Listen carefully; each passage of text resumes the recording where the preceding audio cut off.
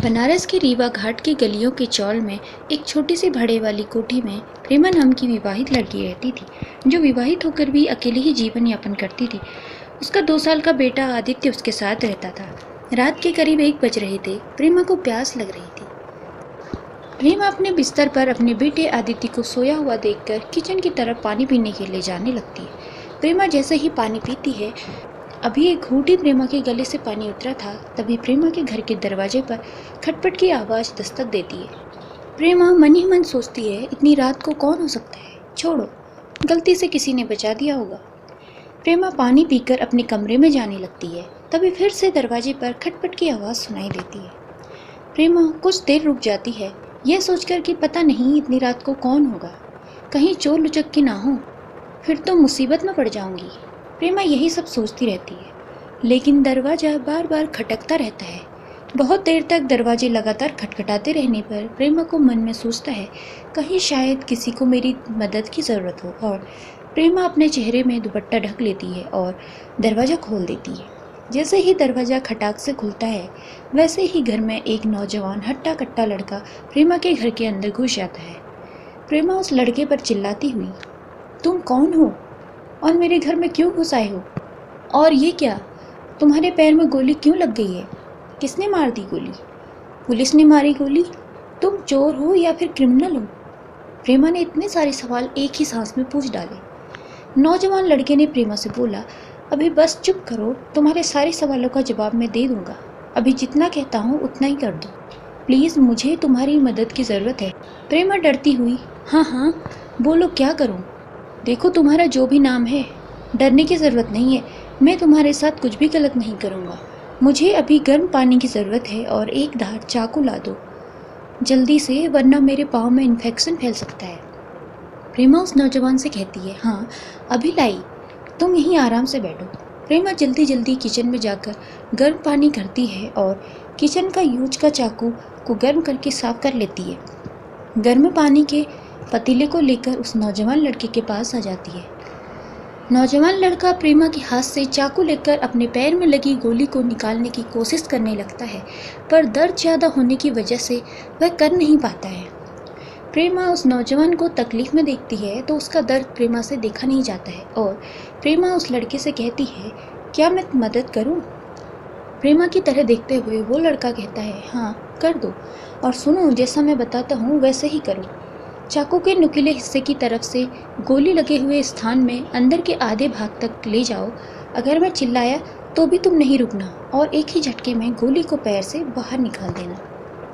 नौजवान लड़के की बात सुनकर प्रेमा अपना सर हिलाते हुए अपने काम में लग जाती है। प्रेमा बहुत ही मजबूती से चाकू पकड़कर गोली को एक ही बार में पैर के अंदर करते हुए बाहर निकाल देती है। गोली निकलते वक्त वो लड़का बहुत ही ज़ोर से चिल्लाता है, पर उसके चिल्लाने से पहले ही प्रेमा उस नौजवान के मुंह पर अपना हाथ जोर से दबाते हुए रख देती है और उसकी चीख बाहर नहीं आ पाती है। प्रेमा जल्दी से जल्दी गर्म पानी से सिकाई करके अपने ही एक दुपट्टे से गोली लगी हुई स्थान पर बांध देती है। प्रेमा उसको अब पहले से राहत में देखती है। वह अच्छा महसूस कर रहा था और अपनी आंखें मूंदने की कोशिश कर रहा था। तभी प्रेमा जल्दी से किचन में जाती है और फटाफट दूध में हल्दी मिलाकर गर्म करके हल्दी वाला दूध बनाती है। हल्दी वाला दूध बनते ही प्रेमा एक गिलास में हल्दी वाला दूध रखकर उसे पिलाने के लिए आती है। प्रेमा उस लड़के के पास आती है तो देखती है वो लड़का सो गया है। फिर प्रेमा उसको चिल्लाते हुए उठाती है, उठो उठो, ये दूध पी लो। उस नौजवान की नींद भरी आंख प्रेमा की मीठी आवाज़ से खुल जाती है और अपने मन में सोचने लगता है, मैंने तो कभी भी दूध नहीं पिया, बस वोडका के साथ अपनी रात गुजारी है, पर चुपचाप रहता है। प्रेमा उसको चुपचाप देखती हुई पूछती है, क्या सोच रही हो? हल्दी वाली दूध है, पी लो, दर्द में आराम मिलेगा। और तुम्हारा नाम क्या है? वह लड़का प्रेमा की हाथ से दूध लेता हुआ कहता है, देव। देव नाम है मेरा। और तुम्हारा क्या नाम है?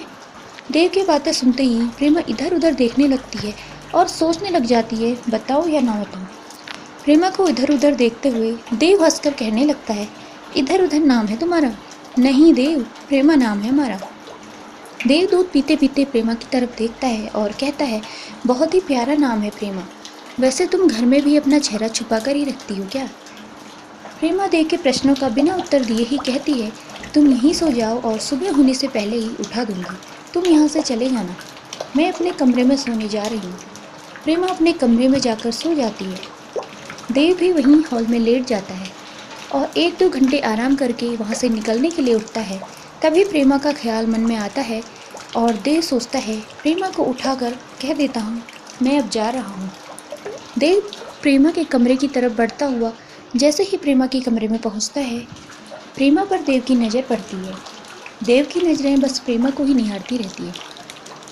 खिड़की से चाँद की रोशनी आती हुई प्रेमा की चेहरा चाँद से भी ज़्यादा खूबसूरत, रोशनी के लिए रौनक दमकती, हसीन लाली को चुराती हुई रंगीन होंठ उसके। किसी भी मर्द का नज़र प्रेमा की खूबसूरती पर पड़ जाए तो कसम खुदा की उस मर्द के बदन में आग लग जाए। जो भी प्रेमा की खूबसूरत चाँद से चेहरे का दीदार कर ले वो तो प्रेमा का दीवाना ही हो जाए। थोड़ी देर के लिए देव भी प्रेमा की खूबसूरत चेहरे को देखते ही अपना सब कुछ भूल गया था, पर पैर के जख्मी दर्द से देव को प्रेमा का ख्याल उसे बाहर निकाल दिया। फिर देव देखता है एक छोटा सा मासूम बच्चा प्रेमा के बगल में सोया है। देव दोनों को नज़र भर देख चुपचाप बिना कुछ प्रेमा से बोले प्रेमा के दरवाज़ा धीरे से खोलकर चला जाता है। देव अपने ठिकाने पर पहुंचता है जहां देव की हर रात गुजरती थी। मंजरी बनारस की एक मशहूर कोठे वाली है जो सिर्फ देव का ख्याल रखती है और देव अपना हर रात बस मंजरी के साथ गुजारता है। देव की आहट पाते ही मंजरी देव के करीब आती है और सीने से लगकर कहने लगती है कहाँ था सारी रात, मुझे कितनी फिक्र हुई, तुम आए क्यों नहीं, कम से कम बता कर तो जाते जहाँ भी जाना हो। पता है ना मुझे तुम्हारे बिना नींद नहीं आती है। देव अपने पैर के जख्म मंजरी को दिखाते हुए कोठे की मालकिन लताबाई मंजरी को आवाज़ देती है मंजरी, अरे ओ मंजरी कहाँ हो। मंजरी झट से बेड से उठती हुई आवाज़ लगाती है आई काकी, आई। जी काकी बाई कहिए, इतनी सुबह सुबह क्या काम आ गया जो मुझे बुला रही हो। अरे मंजरी तू तो है कि बस देव के चक्कर में रहती है और सारे ग्राहकों को तेरी ही खूबसूरती चाहिए। आखिर कब तक चलेगा इस तरह अपना धंधा, पानी का मंदी। मंजरी ठुनकती हुई बोलती है काकी भाई पिछले रविवार को ही पूरे 50,000 दिए थे ना देव बाबू ने, फिर इतनी जल्दी काहे मांग रही हो पैसे। तुम्हारे कहने के मुताबिक देव बाबू उससे भी ज़्यादा पैसे देते हैं। देख मंजरी तू देव के चक्कर में ना पड़। तू सोचती है कि देव तेरे साथ शादी करेगा, ऐसा कुछ नहीं होगा। देव के झूठी प्रेम से बाहर निकल मंजरी, वो तुझे प्यार नहीं करता, वो तो बस अपनी रात गुजारने आ जाता है। काकी भाई आप देव के बारे में ऐसी बातें ना करो, तुमको पैसे चाहिए है ना तो मैं ला के दूँगी। अच्छा ठीक है, अभी मेरी बातें तुमको ख़राब लग रही हैं, जब देव तुमको खुद कहेगा कि मुझे शादी नहीं करनी है तब देख लेना, तुम खुद ही देव की शिकायत करके रोते रोते मेरे पास आओगी, तब ना कहना हमने तुमको समझाया नहीं। लताबाई की बातें सुनकर मंजरी उदास होकर अपने कमरे में चली जाती है। देव को नींद में सोया देखकर मंजरी भी देव के बगल में सो जाती है। प्रेमा की नींद से आंख खुलते ही झट से उठकर कमरे के बाहर आती है देव को जगाने के लिए, पर प्रेमा देखती है देव तो जा चुका है। प्रेमा मन ही मन सोचती है चलो अच्छा हुआ देव उजाला होने से पहले ही चला गया।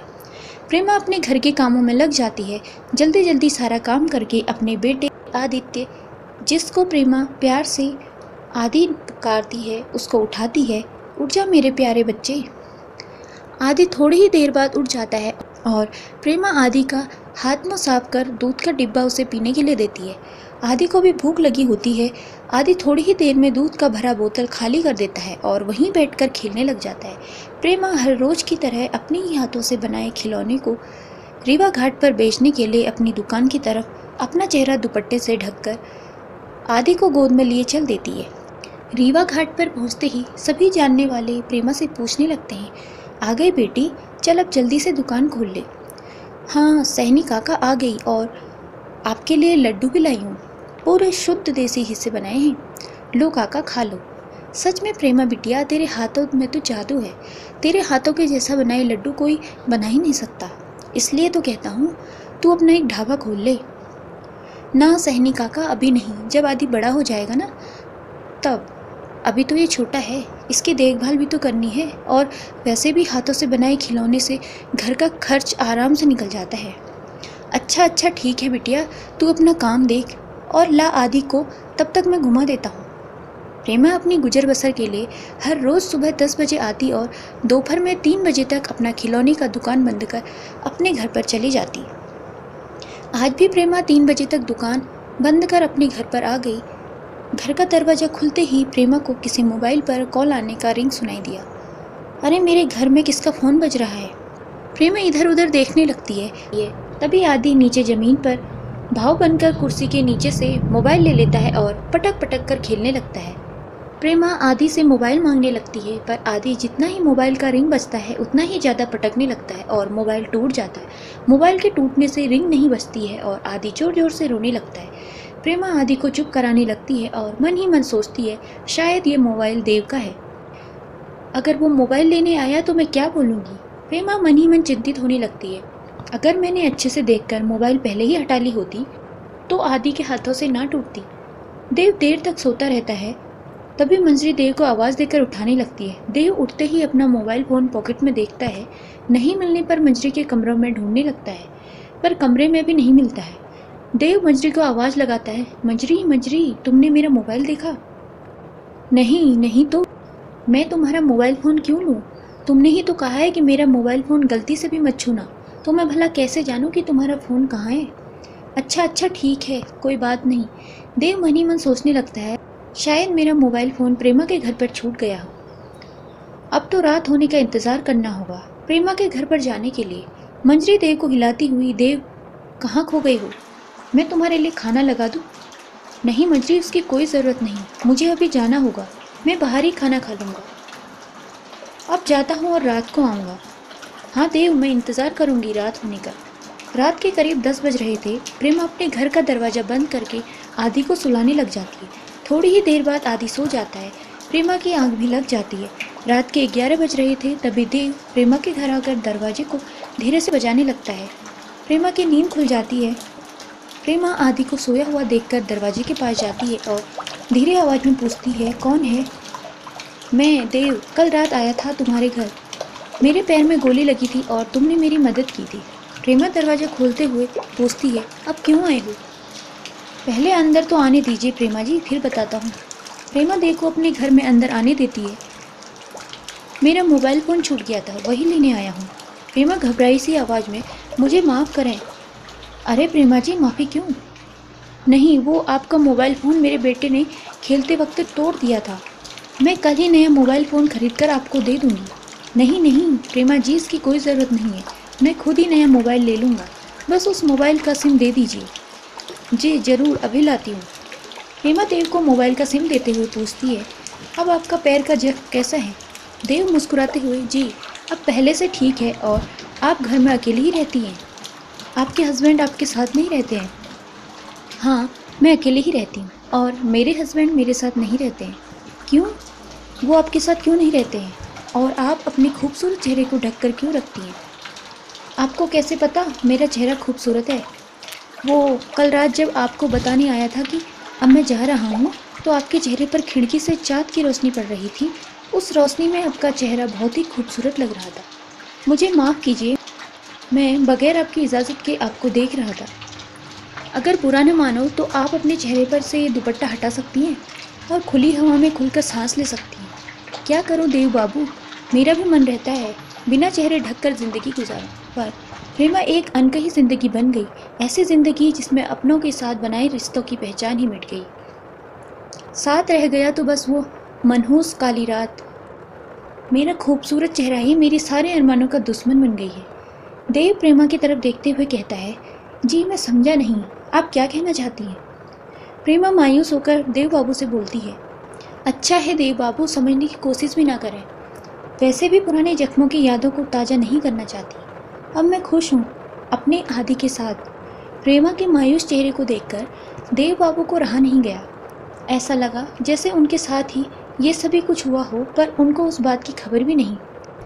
देव बाबू प्रेमा से पूछते हैं, पर प्रेमा जी क्या हुआ आपके साथ? आप मुझे बताएं, शायद मैं आपकी मदद कर सकूं। आपकी बातें सुनकर ऐसा लगता है जैसे मेरे भी सारे जख्म के यादों की सायों से ताज़ी हो गई है। रहने दो देव बाबू, आप मेरी मदद ना कर सकोगे। मैंने कोशिश की कई दफ़ा, पर मदद न मिल पाई। और एक बात और, आज के बाद दोबारा ना आना यहाँ। अगर गलती से भी चौल वाले की नज़र आप पर पड़ जाएगी तो 1000 सवालों का जवाब देना होगा मुझे। बड़ी मुश्किल से यहाँ अपना घर ठिकाना बना पाई हूँ, वरना इस दुनिया में कौन भला अकेली नारी को अच्छे से रहने देता है। प्रेमा की बात सुनते ही देव के आवाज़ में भारी बना जाता है और देव की आंखों से आंसू ढर ढर बहने लगते हैं। और देव बोलता है, देखो प्रेमा, मैं तुम्हारी बीती कहानी नहीं जानता, लेकिन पता नहीं क्यों मैं तुम्हारी मदद करना चाहता हूँ। बस एक इंसान होने के नाते तुम्हें खुलकर जीने का हक दिलाना चाहता हूँ, क्योंकि कल तुमने भी मेरी मदद की थी एक इंसानियत होने के नाते, और मैं अब आपके लिए कुछ करना चाहता हूँ। वो कल की रात की मदद के बदले मदद करना चाहता हूँ। देव की बातें सुनते ही प्रेमा बोल पड़ती है, आज हमने पहली बार किसी मर्द को अनजान औरत के लिए आंखों में आंसू देखा है। कहीं ये आंसू दिखावे के तो नहीं है? हाँ प्रेमा, बिल्कुल तुम सच कह रही हो, पर मेरे आंसू दिखावे के बिल्कुल भी नहीं है। आज कितने वर्षों बाद मेरे आंखों से अनायास ही आंसू आ गिरे और दिल को सुकून जैसा महसूस हुआ। पर कोई बात नहीं प्रेमा, अगर मेरी ज़रूरत पड़े तो यह लो मेरा कॉन्टैक्ट नंबर, बस एक बार इस नंबर पर कॉल कर देना। देव आपकी खातिरदारी में हाजिर रहेगा। प्रेमा देव के हाथों से कॉन्टैक्ट नंबर लेती हुई कहती है, पर मेरे पास तो मोबाइल ही नहीं है, फिर मैं क्या करूँगी इस कॉन्टैक्ट नंबर को लेकर। देव प्रेमा के कमरे की तरफ बढ़ता है। रुको देव, कहाँ जा रहे हो? बस एक बार आदि को देख लूँ, उसके बाद मैं खुद ही यहाँ से चला जाऊँगा। प्रेमा देव को रोक नहीं पाती है। देव आदि के पास आकर उसे निहारता है और फिर आदि के माथे पर प्यारा सा चुम्बन करता है और प्रेमा से बिना कुछ बोले ही चला जाता है। देव के जाते ही प्रेमा अपने घर का दरवाज़ा बंद कर सोने चली जाती है। देव अपने ठिकाने पर मंजरी के पास पहुंचता है। मंजरी सज धज के तैयार रहती है, देव के ही इंतज़ार में। मंजरी देव के करीब आकर देव के सीने से लग जाती है और कहने लगती है, आ गई देव बाबू, आज बड़ी देर कर दी आने में, पर कोई बात नहीं, आए तो सही। देव मंजरी को अपने पास से मंजरी का हाथ पकड़कर दूर करता हुआ कहता है, प्लीज़ मंजरी, आज मेरा मन नहीं ये सब करने के लिए, मुझे आज की रात अकेले सोने दो। मंजरी के चेहरे पर उदासी छा जाती है। ऐसा क्यों बोल रही हो देव बाबू? इससे पहले तो कभी तुमने मुझसे इस तरह की बातें नहीं की।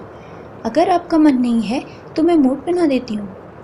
अगले दिन देव 2 मोबाइल खरीदता है, एक प्रेमा के लिए और एक अपने लिए।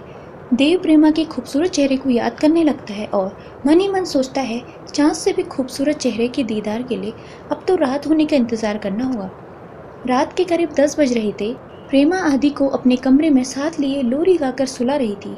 लोरी गाते गाते प्रेमा को देव का ख्याल आने लगता है।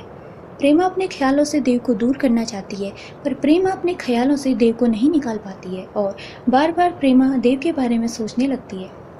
प्रेमा मन ही मन सोचती है, ये मुझे क्या हो रहा है, मैं देव के बारे में क्यों सोच रही हूँ। प्रेमा देव के बारे में सोचते सोचते अपने कमरे से बाहर आ जाती है और बाहर आते ही घर के दरवाजे पर किसी के होने की आहट मालूम पड़ती है। प्रेमा अपने चेहरे को दुपट्टे से छुपा लेती है और बिना पूछे ही दरवाज़ा खोलती है। तुम्हें मना किया था ना यहाँ नहीं आने से, फिर क्यों आए? तुम नहीं जानते, अगर किसी ने तुम्हें यहाँ देख लिया तो फिर परेशानी हो सकती है मुझे। मैंने सोचा शायद तुम मेरा इंतज़ार कर रही होगी, इसलिए चला आया मिलने, पर तुमने आज बिना पूछे ही दरवाज़ा क्यों खोल दिया? बिना पूछे कभी भी दरवाज़ा मत खोलना, देव प्रेमा से कहता है। प्रेमा हिचकिचाती हुई, वो मुझे लगा तुम होगे इसलिए खोल दिया। देव अपनी होठों पर मुस्कान लाता हुआ, इसका मतलब है मैं सही हूँ, तुम भी मुझे याद कर रही थी। प्रेमा, मैं तुमसे कुछ कहना चाहता हूँ। हाँ देव, कहो, क्या बात कहनी है? ये अपने खूबसूरत चेहरे को कम से कम मेरे सामने तो मत ढका करो, इन खूबसूरत चेहरों को थोड़ी सी आज़ादी तो दो। तब देखो कैसे तुम्हारे हसीन होठों पर खुशियाँ हंसी बनकर खिलखिलाकर बाहर आती है। तब फिर खुद को आईने में देखो, तुम खुद में बहुत ही अच्छा महसूस करोगी। देव की बातें सुनकर प्रेमा अपने चेहरे पर से दुपट्टा हटा लेती है और खुद को देव के सामने महफूज महसूस करती है। देव एक आईना लाकर प्रेमा को देता है। प्रेमा, अब खुद को देखो इस आईने में, तुम कितनी खूबसूरत लग रही हो। प्रेमा खुद को आईने में निहारने लगती है। तभी प्रेमा की नज़र देव की तरफ पड़ती है। देव भी प्रेमा को निहारे जा रहा था। देव को इस तरह निहारते देख प्रेमा की नज़रें शर्म से झुक जाती है। देव प्रेमा को शर्माता हुआ देख प्रेमा से बातें करने लगता है। ये लो प्रेमा, तुम्हारे लिए, इस मोबाइल में मेरा नंबर सेव है, तुम जब भी चाहो मुझे कॉल कर सकती हो। प्रेमा देव से इनकार करते हुए, नहीं देव, मैं कैसे ले सकती हूँ, और मुझे मोबाइल फ़ोन की ज़रूरत ही क्या है, मेरा कोई रिश्तेदार नहीं है जिससे मैं बात करूँ। देव, मैं नहीं ले सकती। देव प्रेमा को समझाते हुए कहता है, जरूरी थोड़ी न है कि रिश्तेदार है तभी फ़ोन रखें। यह फ़ोन तुम अपने ज़रूरतमंदों के लिए भी रख सकती हो। जब भी ज़रूरत पड़े तो फ़ोन करके अपनी मदद के लिए बुला लेना। प्रेमा मायूस होकर देव से कहती है, देव, मेरी ज़िंदगी एक अनकही रिश्तों के साथ जुड़ गई है, जो ख़त्म होकर भी मेरे साथ काले साए की तरह रहता है, जिससे मैं चाहकर भी दूर नहीं हो पाती। अच्छा देव, तुम भी तो अपने बारे में बताओ, तुम्हारी भी तो फैमिली होगी, अपनी फैमिली के बारे में बताओ और तुम क्या करते हो ये भी बताओ। हाँ प्रेमा, मेरी भी फैमिली बहुत प्यारी थी। हम सब हमारे फैमिली में मेरी माँ, एक छोटी बहन और एक छोटा भाई बहुत ही खुश थे और मैं मुंबई थाने के बहुत ही ईमानदार सब इंस्पेक्टर था। पर हमारी ईमानदारी ही कुछ नामी रईसों को रास नहीं आई। उनके धंधे में मैं रुकावट का कारण बन जाता। फिर एक दिन हमारी खुशियों को काली ग्रहण लग गई और सब कुछ एक ही झटके में खत्म हो गया। मैंने पहले बहुत कोशिश की कि इन दरिंदों को कानून के सहारे सजा दिलवाऊं, पर यह मुमकिन ही न हो सका। उल्टे ही मुझ पर आरोप का केस फाइल दर्ज करा दिया गया। फिर मैंने खुद ही अपनों से बदला लेना शुरू कर दिया। बस एक ही मेरा दुश्मन बच गया है, नकुल। बस मैं नकुल को मार दूंगा तो मेरा बदला पूरा हो जाएगा। फिर मैं खुद को कानून के हवाले कर दूंगा। फिर चाहे मुझे मौत की सज़ा क्यों न मिल जाए तो मैं खुशी खुशी सज़ा को स्वीकार कर लूँगा। नकुल के नाम सुनकर प्रेमा की आंखों से झरझर आंसू गिरने लगते हैं और देव से पूछती है, देव, तुम नकुल को कैसे जानते हो? क्यों प्रेमा, नकुल से तुम्हारा क्या वास्ता? देव, तुम नकुल से मेरा वास्ता पूछ रहे हो? उसी ने तो हमारी ज़िंदगी को गुमनामी के रास्ते पर लाकर खड़ा कर दिया है। प्रेमा, तुम कहना क्या चाहती हो? अच्छे से बताओ। देव, तुम सुनना चाहते हो मेरी ज़िंदगी की अनकही कहानी? तो सुनो। देव, मैं जौनपुर के माधोपट्टी गांव में अपने भैया के साथ रहती थी और हम दोनों बहुत ही खुश थे और मेरी पढ़ाई भी उस छोटी सी गांव के कॉलेज में बहुत ही अच्छे से चल रही थी। तितलियों के जैसा बागों में उड़ना, अपनी सगी सहेलियों के संग खूब हंसी ठिठोली करना, फिर बागों से आम चुराकर भाग जाना, बहुत ही शरारती भरी मिजाज थे हमारे। चंचलता तो कूट कूट के भरे थे मुझ में और सबकी चहेती भी बन चुकी थी। मेरे कॉलेज में फेयरवेल की पार्टी का परफॉर्मेंस होने वाला था। सभी लड़कियों ने अपनी अपनी कला के प्रति भाग लिए थे और मैं भी नृत्य कला में भाग ले रही थी। उस पार्टी में मुंबई शहर के जाने माने रईस सभी आए थे। उसी रईस में एक नौजवान 28 वर्ष का नकुल था जो मुंबई का बहुत ही बड़ा बिजनेसमैन था। हमारे गांव के कॉलेज को हर साल वे सभी पैसे भी दिया करते थे कॉलेज के प्रोग्रेस के लिए। सभी लड़कियां अपनी अपनी कला की अच्छे से तैयारी करने में लगे थे और मैंने भी खूब मेहनत की थी अच्छे नृत्य करने के लिए और मैं भी बहुत खुश थी। पर मुझे क्या पता था मेरी ज़िंदगी में गम आने की शुरुआत उसी दिन से है। जब मैं स्टेज पर नृत्य करने लगी तो सभी दर्शक मेरे नृत्य को देख ताली बजाने लगे। उस समय बस हॉल में तालियों की गूंज सुनाई दे रही थी। मैं भी खुद के नृत्य पर इतनी ताली बजना सुनकर बहुत ही खुश हुई। मेरे नृत्य को देखकर नकुल साहब तो मेरे नृत्य और मेरे खूबसूरत चेहरे के दीवाने ही हो गए। पार्टी खत्म होने के बाद वो मुझसे मिले और मेरी बहुत ही तारीफ की। उन्होंने कहा, आप एक अच्छी नृत्यिका बन सकती हैं। फिर क्या, मेरे भी मन के ख्वाबों को पर लग गई और नृत्यिका बनने की ख्वाब में उड़ने लगी। और फिर कुछ दिन के लिए नकुल जी हमारे गांव ठहर गए। फिर मुझसे रोज़ मिलना, उनके कहने पर उनके साथ घूमना फिरना, उनके साथ बातें करना बहुत ही अच्छा लगने लगा और उन्होंने मुझसे शादी करने के लिए मेरे भैया से कहा। भैया भी तैयार हो गए। भैया ने सोचा चलो अच्छा है, इतना अच्छा रिश्ता खुद ही आया है तो इनकार क्यों किया जाए। और अगले ही हफ्ते हमारी शादी नकुल जी के साथ हो गई। हमारी सुहागरात हमारे गांव में ही मेरी सखियों ने मेरे कमरे को फूलों से सजा दिया। फिर हमारी सारी रात नकुल जी हमें बेपनाह प्यार करते रहे। अगले ही दिन हमारी फ़्लाइट मुंबई के जाने के लिए थी। मैं अपना सामान पैक कर रही थी पर नकुल जी ने मना कर दिया। बोले रहने दो, इसकी कोई ज़रूरत नहीं, वहाँ मुंबई में सभी फैशनेबल कपड़े पहनते हैं। तो मैं भी उनकी बातें सुनकर खुश हो गई और जाने के लिए तैयार होने लगी। मेरे भैया भी मुझे अपना आशीर्वाद देकर तुम जहाँ भी रहो बहुत ही खुश रहना, और भैया दूसरे देश में कमाने के लिए चले गए। हम दोनों भी फ्लाइट पकड़ के मुंबई आ गए और मुंबई एयरपोर्ट के बाहर एक बड़ी सी गाड़ी में बैठकर नकुल जी के घर पहुंची। सब कुछ अभी तक ठीक ठाक, पर अगले ही पल जब मैं गाड़ी से उतरकर घर में प्रवेश कर रही थी, फिर कुछ ही देर बाद घर के अंदर से 2 साल का छोटा लड़का दौड़ता हुआ नकुल के पास आया और नकुल को पापा पापा पुकारने लगा। फिर नकुल ने अपनी पत्नी जूली को आवाज़ लगाई, जूली जूली कहाँ हो, जल्दी आओ। नकुल के एक ही आवाज़ में जूली दौड़ी चली आई और कहने लगी, आपने फिर एक और शादी कर ली। मैं अपने साथ ये सब देखकर अंदर से बहुत डर गई थी। ये सब मेरे साथ क्या हो रहा है। मैं चुपचाप मूर्ति बनी खड़ी रही। मानो मेरा सब कुछ खत्म हो गया, मेरी दुनिया, मेरी खुशियाँ, मेरे सपने, मेरे अरमान, मेरे दिल की ख्वाहिश, नकुल के साथ ज़िंदगी जीने की उम्मीद, अपना प्यारा सा छोटा सा आशियाना बनाने की चाहत, एक ही पल में सब कुछ बर्बाद हो गया। पर अभी तो मेरी बर्बादी का समय शुरू ही हुआ था। मुझे इससे भी ज़्यादा दर्द भरे हादसे से गुजरना था। प्रेमा देव को अपनी दर्द भरी दास्तां सुनाते सुनाते जोर से रोने लगी। देव ने प्रेमा के करीब आकर उसे अपने कंधे और सीने का सहारा दिया और देव कहने लगा प्रेमा से, प्रेमा आज जी भर रो लो, जितना रोने का मन करे रो लो। अपने दिल के अंदर जो दर्द छुपा रखा है वो आज इन आंसुओं के साथ बह जाने दो। देव की बातें प्रेमा सुनते ही देव के सीने से लग जाती है। देव को जोर से पकड़ते हुए बहुत जोर से रोने लगती है। इतना रोती है कि देव के कंधे पर के कपड़े भी भीग जाते हैं। देव प्रेमा के बालों को सहलाता हुआ कहता है, बस प्रेमा, अब तुम्हारे रोने के दिन गए और उस नकुल के रोने के दिन आ गए। प्रेमा सिसक सिसक कर रोती हुई, नहीं देव, तुम नहीं जानते नकुल को, वो बहुत ही खतरनाक है। उसके दो रूप हैं, एक मानव का और एक दानव से भी बदतर। देव प्रेमा को अपने सामने चुप कराते हुए कहता है, प्रेमा, तुम सिसक कर जब रोती हो तो एकदम छोटी बच्ची की तरह लगती हो। प्रेमा देव की बातें सुनते ही मुस्कुरा देती है। देव ताली बजाता हुआ, बस ऐसे ही मुस्कुराते रहो प्रेमा, तुम रोती हुई बिल्कुल अच्छी नहीं लगती हो। अच्छा प्रेमा, आगे की कहानी किसी और दिन सुना देना, अब मैं तुम्हें और रोता हुआ नहीं देख सकता। अच्छा प्रेमा, एक दोस्त के नाते अगर मैं तुम्हें कहीं घुमाने ले चलूँ तो चलोगी? ये मुमकिन नहीं देव, हम एक साथ कैसे घूम सकते हैं? अगर चौल वालों ने देख लिया तो फिर मुझे ये कोठी खाली करनी होगी। फिर मैं आदि को ऐसी हालत में लेकर कहाँ जाऊँगी? मैं तुम्हारे साथ नहीं जा सकती। प्रेमा, कुछ भी नहीं होगा, बस तुम और आदि शाम को तैयार होकर रावी घाट के सड़कों पर मिलना। मैं एक गाड़ी लेकर वहाँ आऊँगा और फिर हम साथ घूमने चलेंगे। मेरा विश्वास करो प्रेमा, तुम्हें मेरे साथ घूमकर बहुत ही अच्छा लगेगा। प्लीज़ प्रेमा, मना मत करना, और ये मोबाइल भी रख लो। अब मैं चलता हूँ प्रेमा, हम कल शाम को मिलते हैं।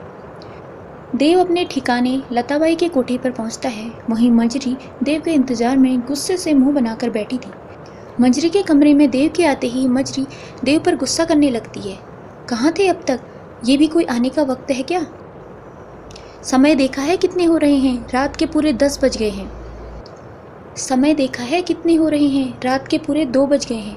मैं देख रही हूँ देव, तुम्हारे रवैये कुछ बदले बदले से लग रहे हैं। पहले तो कभी ऐसा नहीं करते थे, लेकिन अब क्यों? देव, मेरी तरफ देखो, मेरे सवालों का जवाब दो। देव मंजरी की तरफ देखता हुआ कहता है, मंजरी, तुम जैसा सोच रही हो वैसा बिल्कुल भी नहीं है। मंजरी गुस्साती हुई, फिर क्या वजह है देव, हर रोज़ इतनी देर से आने की? मैं तुम्हारे बिना नहीं जीना चाहती हूँ, और पता है ना, काकी बाई के रवैये को वो बोल रही थी फिर से मुझे धंधा करने को, लेकिन अब मैं तुम्हें अपना सब कुछ मान चुकी हूँ। मैं किसी और के साथ अब नहीं सो सकती।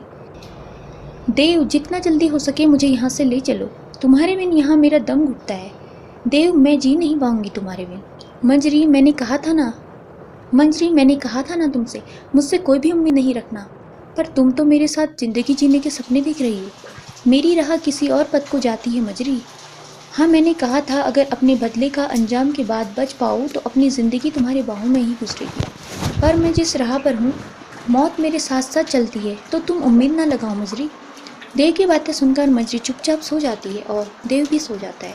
अगले दिन शाम को देव प्रेमा को कॉल करता है। हेलो देव, बोलो। हाँ प्रेमा, तुम तैयार हो गई? हाँ देव, हो गई, बस आदि को तैयार कर दूँ। ठीक है प्रेमा, आदि को तैयार कर दो और घर के बाहर निकलते ही कॉल कर देना मुझे। हाँ ठीक है, अब रखती हूँ। प्रेमा आदि को तैयार करके अपने चेहरे को दुपट्टे से ढक लेती है और घर का दरवाज़ा लॉक कर रीवा घाट के सड़कों की तरफ चल देती है। रास्ते में प्रेमा देव को कॉल कर देती है। प्रेमा आदि को लेकर देव के साथ गाड़ी में बैठ जाती है। देव ने गाड़ी में पहले से ही आदि के लिए चॉकलेट और खिलौने खरीद के रखे हुए थे। वो सभी खिलौने और चॉकलेट देव आदि को दे देता है। आदि चॉकलेट और खिलौनों के साथ गाड़ी में खेलने लगता है। देव गाड़ी चलाता रहता है और प्रेमा से बातें भी करता रहता है और प्रेमा और आदि को बहुत ही सुंदर सी जगह पर ले जाता है।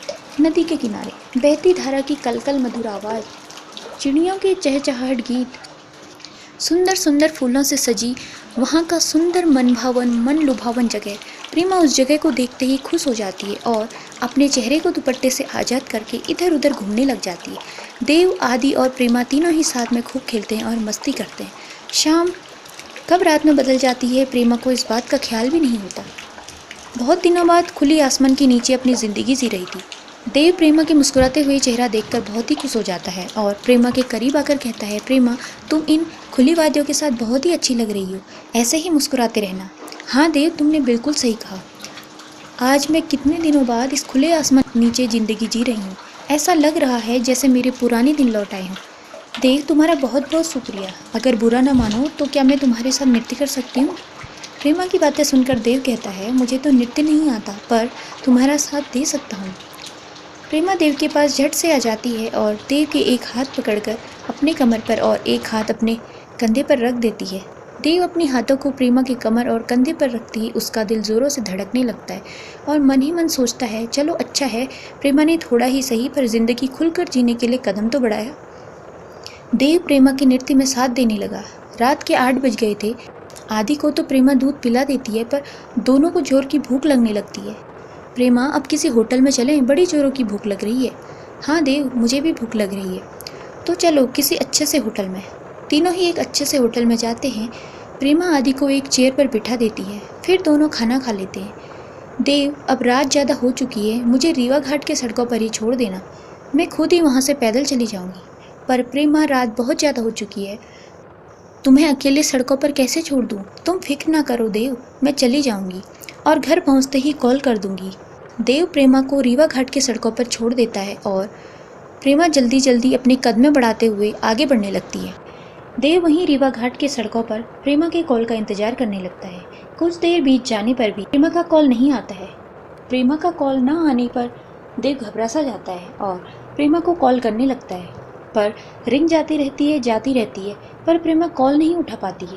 प्रेमा के कॉल न उठाने पर देव बहुत ही बेचैन हो जाता है और उसी वक्त गाड़ी से बाहर निकलकर देव प्रेमा के घर जाने वाले राह की तरफ जाने लगता है। तभी रास्ते में देव के मोबाइल पर प्रेमा का फ़ोन आने लगता है। देव बिना देर किए फ़ोन रिसीव कर लेता है। हेलो प्रेमा, तुम ठीक तो हो ना? घर पर पहुंच गई? तुमने इतनी देर क्यों लगा दी फ़ोन करने में? अब बोलो भी, चुप क्यों हो?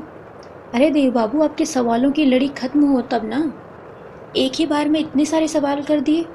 अच्छा प्रेमा, मुझे माफ़ करना, मुझे तुम्हारी बहुत ही फिक्र हो रही थी, इसलिए सभी सवाल एक साथ ही पूछ लिए। देव, मैं बिल्कुल ठीक हूँ, फ़ोन साइलेंट पर था इसलिए नहीं देख पाया।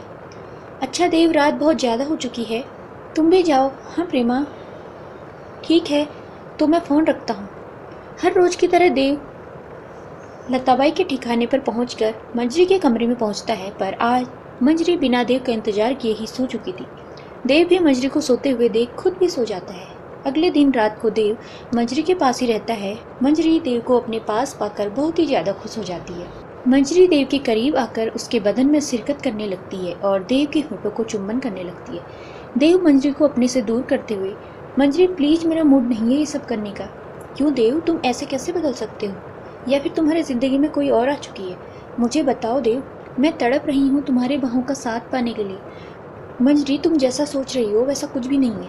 मैं सही समय आने पर तुम्हें सब कुछ बता दूंगा। मेरा विश्वास करो मंजरी, मैं तुमसे कभी भी झूठ नहीं बोल सकता। मंजरी देव के करीब आकर सीने से लग जाती है और कहने लगती है, देव मुझे बस तुम्हारा साथ चाहिए, लेकिन अब मुझे तुम्हारे पास आने पर परायापन का एहसास होता है। पहले तो कभी भी ऐसा नहीं हुआ मेरे साथ। अगर कोई तुम्हारी ज़िंदगी में आ गई है तो तुम बताओ देव, मैं खुशी खुशी तुम्हारे जीवन से दूर चली जाऊंगी, लेकिन जाने से पहले उसका नाम जरूर जानना चाहूँगी जिसने मंजरी की जगह ले ली है। देखो मंजरी, तुम ऐसा मत बोलो, प्रेमा बस मेरी दोस्त है और कुछ भी नहीं। प्रेमा के दुख मुझसे देखे नहीं जाते। क्यों देव, बस एक दोस्त के लिए इतना परेशान क्यों हो रही हो? सिर्फ दोस्त लगती है या फिर कुछ और? बस करो मंजरी, बस करो। तुम प्रेमा के बारे में बिना कुछ जाने भी गलत नहीं बोल सकती हो। क्यों देव, ऐसा क्या बोल दिया मैंने जो तुम्हें इतना बुरा लग गया? देव मंजरी पर गुस्साता हुआ, तुम जानना चाहती हो प्रेमा के बारे में, तो सुनो, उसकी दर्द भरी कहानी मैं सुनाता हूँ। देव मंजरी को प्रेमा की दर्द भरी दास्तां सुनाने लगता है। प्रेमा की कहानी सुनते ही मंजरी की आंखों में आंसू आ जाते हैं और देव से कहती है, पर देव तुमने तो अधूरी ही कहानी सुनाई, आगे की भी सुनाओ। मंजरी, आगे की कहानी तो अभी मुझे भी नहीं पता है। जब प्रेमा पूरी कहानी बता देगी तो मैं भी तुम्हें बता दूंगा। देव मुझे माफ़ कर दो, ना जाने अनजाने में मैंने तुम्हें क्या क्या बोल दिया। मुझे इस तरह से तुम पर शक नहीं करना चाहिए। देव मुझे भी अपने साथ ले चलो ना, मैं भी प्रेमा से मिलना चाहती हूँ और प्रेमा को अपनी बहन बनाकर उसका साथ देना चाहती हूँ। नहीं मंजरी, अभी नहीं, पर सही वक्त आने पर मैं तुम्हें ज़रूर बताऊंगा और प्रेमा से मिलवाऊंगा। मंजरी, रात बहुत हो चुकी है, अब हमें सो जाना चाहिए। सुबह होते ही देव मंजरी को सोते हुए छोड़कर नकुल के ठिकाने के बारे में पता लगाने चला जाता है। नकुल आजकल कहाँ कहाँ ठहरता है, पर नकुल के बारे में कुछ खास ठिकाने का पता न चल पाया। देव सोचने लगता है अब मुझे अपने तरीके से पता लगानी होगी, तभी जाकर मुझे नकुल के बारे में कुछ खास जगहों के ठिकाने मिल जाए जहाँ वो अकेला रहता है। शाम से रात होने लगती है। आज प्रेमा भी देव के आने का इंतज़ार कर रही थी। तभी देव प्रेमा के घर का दरवाज़ा खटखटाता है। प्रेमा जल्दी से दरवाज़ा खोल देती है। आओ देव, अंदर आओ, मैं तुम्हारा ही इंतज़ार कर रही थी। तुम ठीक हो ना प्रेमा? और आदि कैसा है? हाँ देव, मैं ठीक हूँ, आदि भी ठीक है। और तुम बताओ, नकुल के बारे में कुछ पता लगा? कुछ खास नहीं प्रेमा, पर बहुत जल्दी ही पता लगा लूँगा मैं। अब तुम आगे की कहानी सुनाओ प्रेमा। देव, मेरी आगे की कहानी सुनना चाहते हो? हाँ प्रेमा, तुम्हारी कहानी तो मंजरी भी सुनना चाहती है। मंजरी? ये कौन है देव? मेरी तन्हाई की साथी। जब भी तन्हा होता हूँ मंजरी ही मुझे संभालती है। मंजरी दिल की बहुत ही अच्छी है और तुमसे मिलना भी चाहती है, पर मैंने कह दिया अभी नहीं, सही वक्त आने पर। अच्छा देव, अब तो मुझे भी मिलना है मंजरी बहन से। प्रेमा देव को कहानी सुनाने लग जाती है। नकुल की पत्नी जूली मुझे एक कमरे में ले जाकर बिठा देती है। उस वक्त शाम हो रही थी। मैं तो जैसे होश में ही नहीं थी। सब कुछ धुंधला धुंधला सा लग रहा था। मैं नकुल के बारे में सोच रही थी, आखिर उसने ये सब मेरे साथ क्यों किया।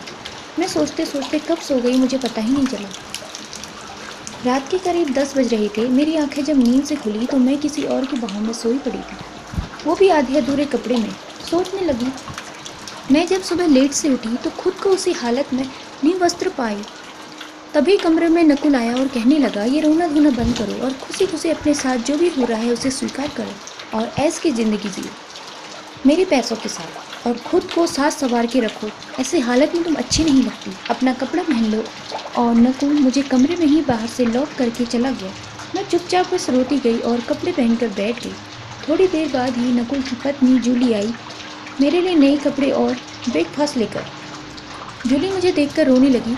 मेरे सुंदर से चेहरे पर दाग के निशान अनगिनत दिख रहे थे और मुझसे कहा, मेरी बहन तुम बहुत ही सुंदर हो और तुम्हारी सुंदरता के साथ राक्षस ने कितना दुर्व्यवहार किया है। मेरी बहन मत रो, मैं समझ सकती हूँ तुम्हारे दर्द को, लेकिन अपने पति के इस करनी पर आवाज़ नहीं उठा सकती, नहीं तो मुझे भी वो मार देगा, जैसे पहले ही वो अपनी कई पत्नियों को मार चुका है। पर वो सरेआम निर्दोष बना रहता है। ये पहुंच बहुत ऊपर तक है। पैसे वाला होने के कारण सबको पैसे के लालच पर खरीद लेता है। मैं जूली की बातें सुनकर और भी ज़्यादा रोने लगी और जूली ने अपने सीने से लगाकर मुझे समझाने की बहुत कोशिश की कि मैं नकुल की बातें मान लूं, नहीं तो वो मेरे साथ और भी बुरा करेगा। मैं जूली की बातें सुनकर बहुत ही डर गई और वहाँ से भागने के लिए सोचा, और मैंने जूली को भी बताया इस बारे में। जूली ने मुझसे कहा, मेरी बहन भागना आसान है पर छुपना आसान नहीं है। नकुल की जान पहचान बहुत दूर दूर तक फैली है। तुम पकड़ी जाओगी, फिर तुम्हारे साथ नकुल और भी गलत व्यवहार करेगा। अगर तुम्हें यहाँ से भागना है तो मैं मदद करूँगी, पर उससे पहले तुम मुझसे एक वादा करो, तभी तुम्हें यहाँ से भागने में मदद करूँगी। फिर मैं जूली बहन से पूछने लगी, क्या जूली बहन, आप बोलो, आप जो भी कहोगी मैं मानने के लिए तैयार हूँ, लेकिन मुझे यहाँ नहीं रहना, मुझे यहाँ से बाहर निकालो। जूली बहन, मेरा दम घुट रहा है, एक एक पल रहना यहाँ मौत से भी बदतर है। हाँ बहन, मैं जानती हूँ, तुम्हारे लिए यहाँ एक पल भी रुकना मौत से भी बदतर है, पर सही समय और वक्त आने दो, मैं खुद ही तुम्हें इस जंजाल से बाहर निकाल दूंगी। प्रेमा, तुम मुझसे वादा करो कि यहाँ से बहुत ही दूर चली जाओगी, एकदम अनजान जगह पर जहाँ पर नकुल के नाम निशान भी ना हो, और अपने चेहरे को हमेशा ही दुपट्टे से ढक कर रखना मेरी बहन, ताकि कभी भी नकुल के आदमियों की बुरी नज़र तुम्हारे खूबसूरत चेहरे पर ना पड़े और तुम सुकून की ज़िंदगी जी सको। हाँ जूली बहन, मैं आपसे वादा करती हूँ, मैं अपना चेहरा ढक कर ही रखूँगी और बहुत ही दूर चली जाऊँगी। फिर जूली बहन मुझे समझाने लगी, पहले तुम फ्रेश होकर नाश्ता कर लो, यहाँ से भागने के लिए तुम्हारे शरीर को ताकत भी चाहिए, अभी तुम बहुत ही कमज़ोर हो चुकी हो।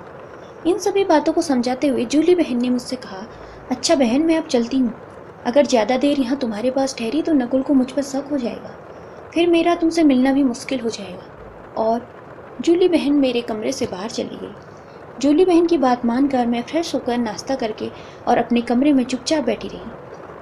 फिर रात को मेरे कमरे में नकुल आया और कहने लगा, चलो अच्छा है जो तुमने मेरी बातों को मान लिया। जूली ने बताया मुझे तुम्हारे बारे में। वैसे प्रेमा, तुम चीज़ बड़ी कमाल की हो।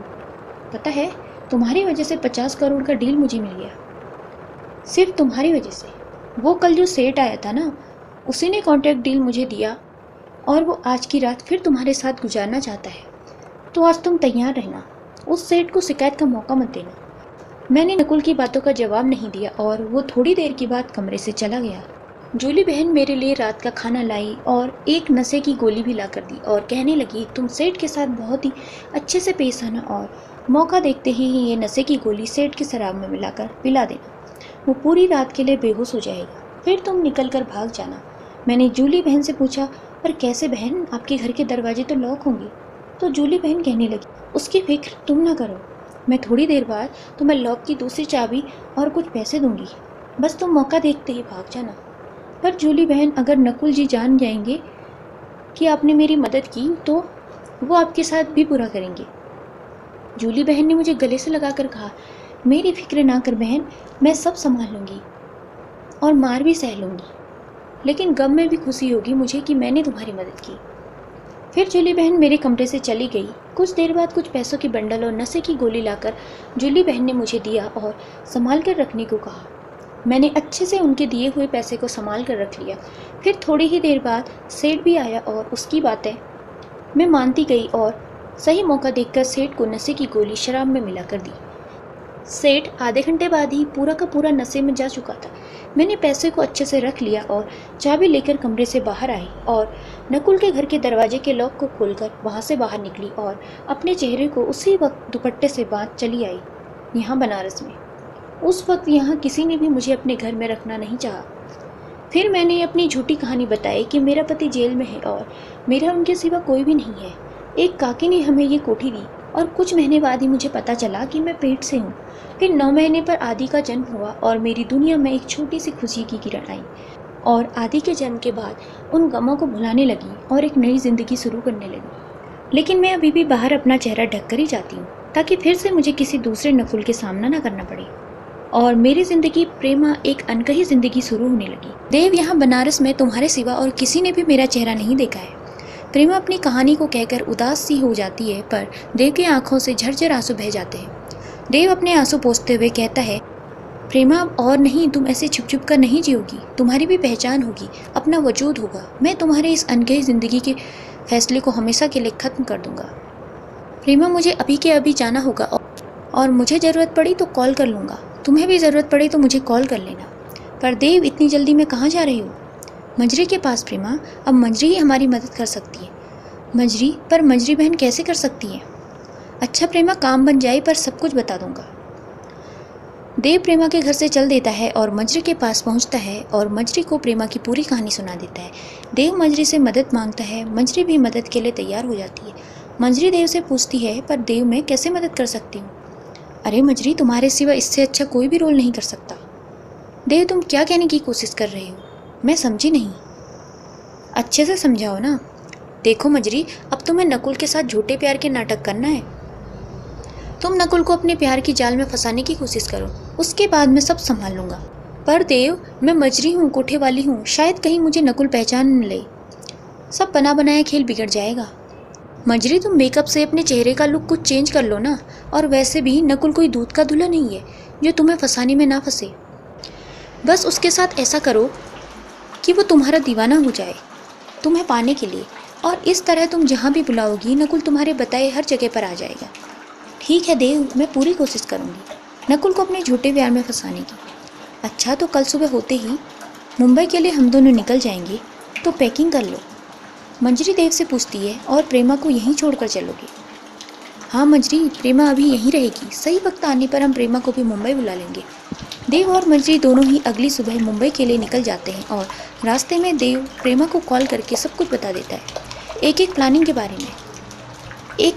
के बारे में समझा देता है। मुंबई पहुंचते ही देव और मंजरी दोनों ही अपने अपने काम को शुरू करने में लग जाते हैं। मंजरी नए स्टाइलिश कपड़े पहनकर नकुल के ऑफिस में जाती है और जॉब के लिए नकुल से मिलती है। नकुल मंजरी का खूबसूरत सा चेहरा और उसके स्टाइलिश कपड़े को देखकर इम्प्रेस हो जाता है और अपने ऑफिस में जॉब पर रख लेता है। धीरे धीरे मंजरी भी नकुल को अपने हुस्न का दीवाना बनाने लगती है और कुछ ही दिन में नकुल मंजरी की सभी बातों को मानने लगता है। अब देव अपना ठिकाना बताता है नकुल को वहाँ पर बुलाने के लिए। मंजरी भी नकुल को अपने बताए हुए जगह पर आने के लिए मना लेती है। देव के हिसाब से सारी प्लानिंग सही जा रही थी। देव अब प्रेमा को भी कॉल करके बुला लेता है मुंबई में। ठिकाने वाली जगह पर देव और प्रेमा ने सीसीटीवी कैमरे लगाकर लाइव टेलीकास्ट के लिए तैयार रह रहे थे। देव और प्रेमा दोनों आपस में बातें करने लगते हैं। बस अब नकुल के आने का इंतज़ार था और उसके आते ही हम अपना काम शुरू कर देंगे।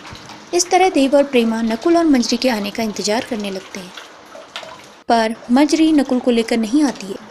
देव और प्रेमा इंतज़ार करते करते दोपहर से शाम और शाम से रात हो जाती है, पर दोनों नहीं आते। दोनों के ना आने पर देव समझ जाता है मंजरी के साथ ज़रूरी कुछ बुरा हुआ है, वरना मंजरी नकुल को लेकर यहाँ ज़रूर ही आती। 2 दिन बाद देव के मोबाइल पर एक SMS आता है। उस SMS में मंजरी का वीडियो क्लिप रहता है। देव उस वीडियो क्लिप देखकर हैरान रह जाता है और कहने लगता है ये क्या हो गया। प्रेमा देव को परेशान सा देख पूछती है क्या हुआ देव, तुम परेशान क्यों लग रही हो। देव और ऐसा क्यों बोला कि ये क्या हो गया। देव प्रेमा को मंजरी का वीडियो क्लिप दिखा देता है। अब तो प्रेमा भी बहुत ही परेशान हो जाती है। उस वीडियो क्लिप में मंजरी के साथ नकुल हौसीपन का खेल खेलता है और मंजरी को रस्सियों से बांध कर रखा था। वो लोग वीडियो देखते ही हैं कि तभी देव के मोबाइल पर किसी अनजान नंबर से कॉल आती है। देव कॉल रिसीव करता है। फ़ोन से दूसरी तरफ से आवाज़ आती है। क्यों देव बाबू, अचंभित हो गए ना वीडियो देखकर? कुछ समझ में आया या फिर समझाऊं? तुम्हें क्या लगा खेल बस तुम्हें ही खेलना आता है? अरे देव बाबू, अभी आप खेल में नहीं हो। माना कि खून में जोश है, अभी जवानी का खून है तो खून में गर्मी है, पर अपनी जवानी के जोश को यूँ जाया ना होने दो। अरे देव बाबू, तनिक अपनी जवानी की गर्मी सुंदर सुंदर लड़कियों पर भी आजमाओ। कसम कहता हूँ बड़ा ही मजा। देव नकुल पर गुस्साता हुआ जोर से चिल्लाकर बोलता है चुप करो जल्लाद, मैं तुम्हारे जैसा नहीं हूँ जो तुम्हारी तरह गंदे खेल खेलूँ। लड़कियों के जिस्म के साथ खेलकर अगर असल में मर्द है तो आ मेरे सामने खेल के मैदान में, फिर मर्दों वाली खेल खेलते हैं। तब देखते हैं जीत किसकी होती है, मेरी या तुम्हारी। नकुल देव से कहता है अच्छा सुन देव, मैं तुम्हारे लेक्चर सुनने के लिए कॉल नहीं किया है मैंने।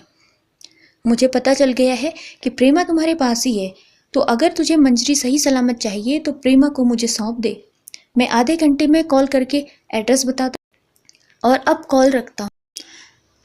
तभी दूसरी तरफ से कॉल काट दी जाती है। कॉल के कट जाने पर देव चिल्लाता हुआ गुस्से में बोलने लगता है साले छुप छुप कर दुनिया वालों को बेवकूफ़ बना रहा है। बस एक बार तुम्हारी सच्चाई सबके सामने ला दूं, फिर सभी मिलकर करेंगे तेरे गंदे खेलों का हिसाब और प्रेमा को मिलेगा इंसाफ। प्रेमा रोती हुई देव से कहती है देव, मैंने कहा था ना नकुल बहुत ही खतरनाक है, उसने मंजरी बहन के साथ भी दुर्व्यवहार किया।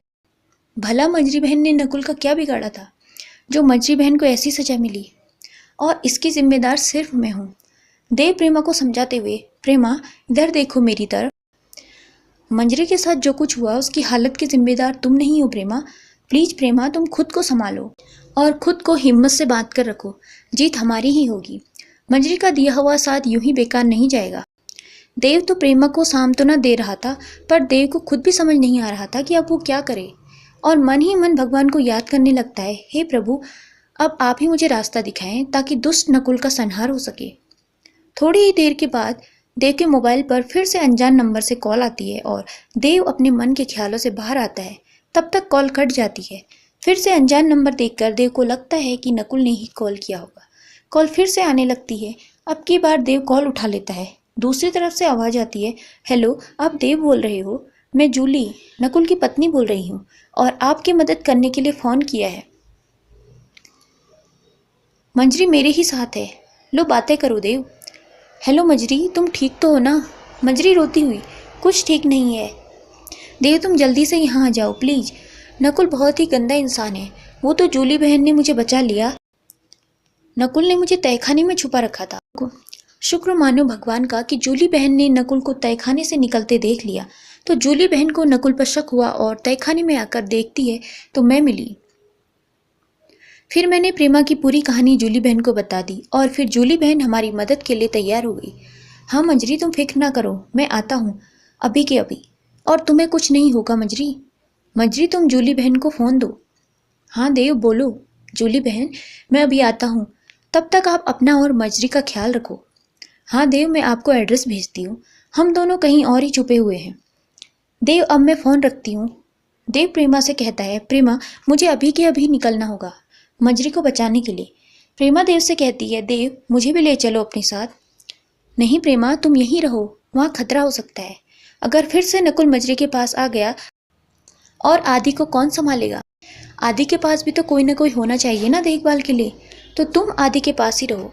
प्रेमा देव से रिक्वेस्ट करते हुए, प्लीज़ देव, आदि को भी साथ ले चलते हैं। मैं आदि को संभाल लूँगी, हम दोनों साथ में रहेंगे तो ठीक रहेगा। देव प्रेमा से कहता है, नहीं प्रेमा, तुम क्या कह रही हो?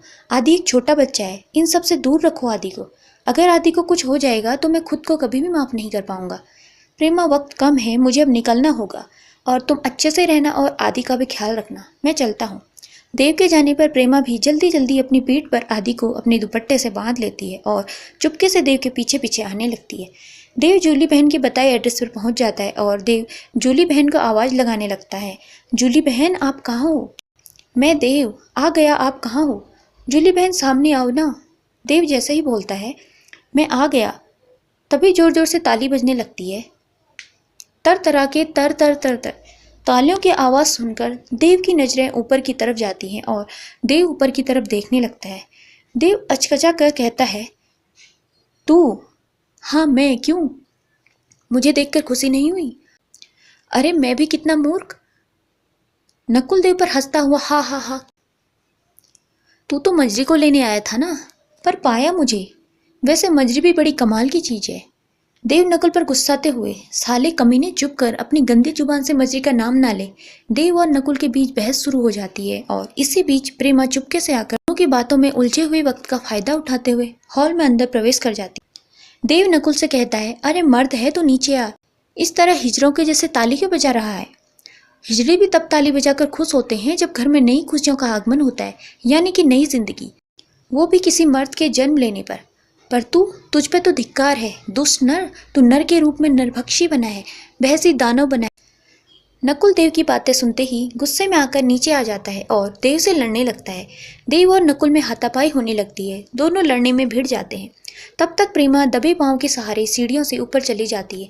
प्रेमा मजरी और जूली बहन को सभी कमरे में ढूंढने लगती है। तभी अचानक एक छोटे से कमरे से आवाज आती है, देव हम दोनों यहाँ हैं। प्रेमा उनकी आवाज़ सुनते ही जल्दी से उस कमरे की तरफ जाती है और रस्सियों से हाथ पांव बंधे हुए हालत में मजरी और जूली को देखती है। प्रेमा जल्दी जल्दी दोनों के हाथ पांव पर बंधी रस्सी खोल देती है। प्रेमा मजरी और जूली से पूछती है, बहन तुम दोनों ठीक तो हो ना? जूली और मजरी एक ही साथ में बोलते हैं, हाँ बहन हम दोनों ठीक हैं।